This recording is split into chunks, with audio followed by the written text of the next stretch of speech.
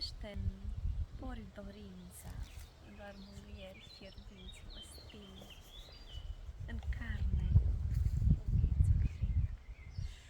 Ah, clocotește-n zori ființa, mi-e poftă aprigă de tine, să mușc din carnea ta de jar încet, mai tare apoi, barbar. Mi-e poftă, da, fără rușine. Prin somn îți țin pielea fierbinte și palmele ce strâng ușor de coapsele pline de dor.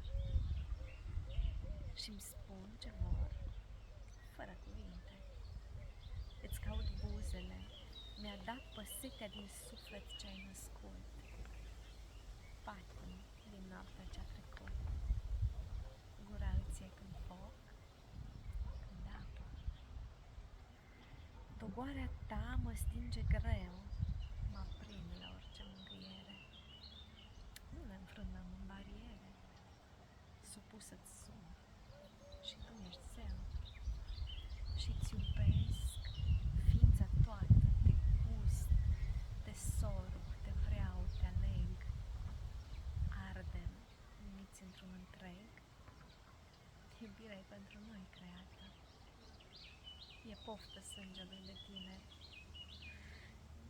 E dimineață în zor de zi, de seară trupul flămânzi.